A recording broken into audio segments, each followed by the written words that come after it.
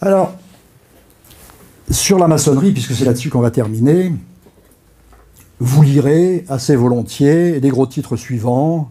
Ali Bongo prend la tête de la franc-maçonnerie, c'est pas faux. Hein, il a été élu grand maître de la Grande Loge du Gabon.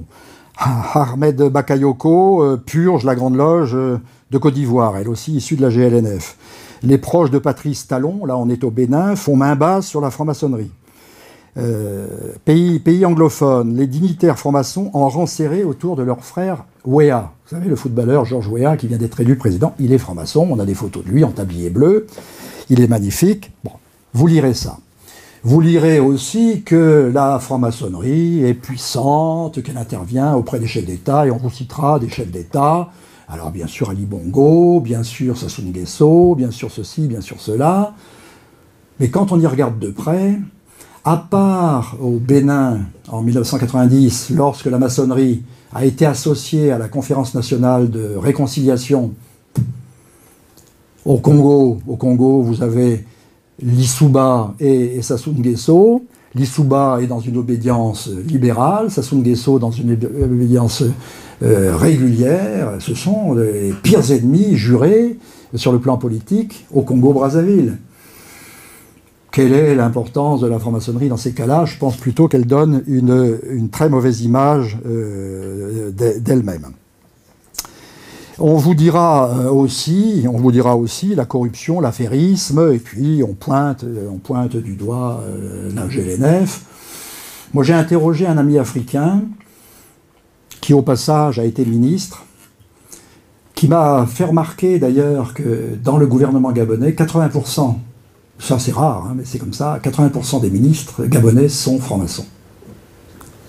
Mais la plupart sont quand même francs-maçons de la Grande Loge du Gabon, et non pas de la Grande Loge libérale tout de même.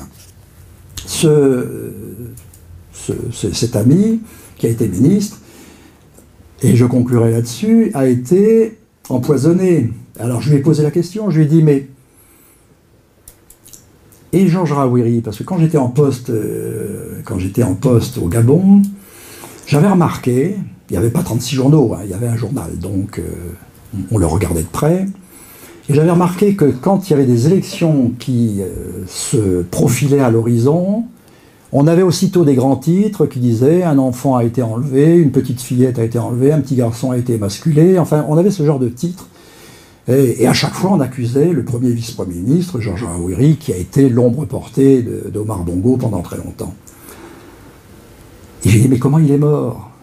Réponse, empoisonné. Ah. Est-ce vrai, est-ce faux? C'est un Gabonais ministre qui me dit ça, mais Rawiri aurait été empoisonné. Je n'en sais rien, il était quand même relativement âgé quand il est mort.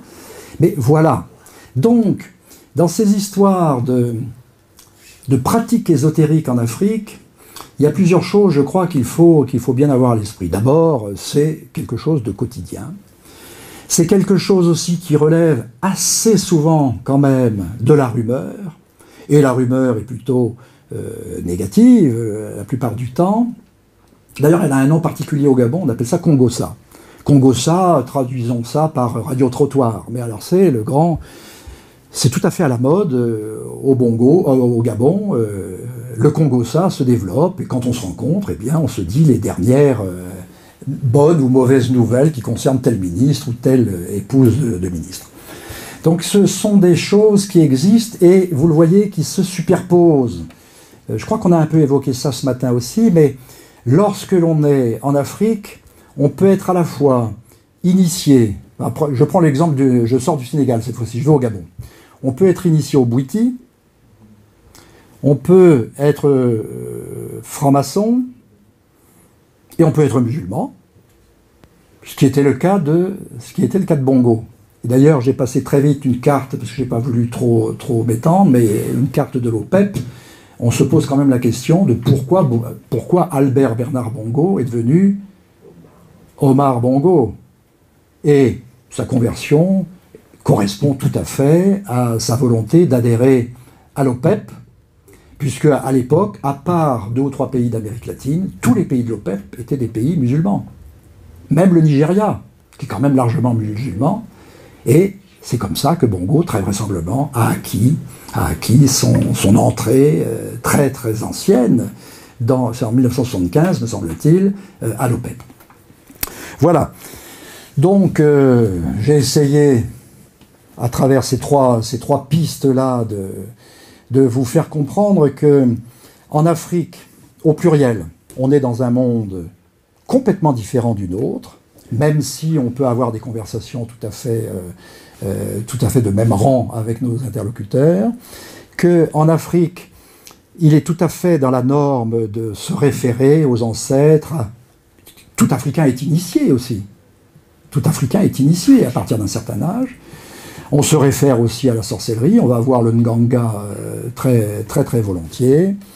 On en parle ouvertement ou on n'en parle pas, ça dépend des personnes, mais c'est là, ça existe, et il faut, me semble-t-il, en tenir compte.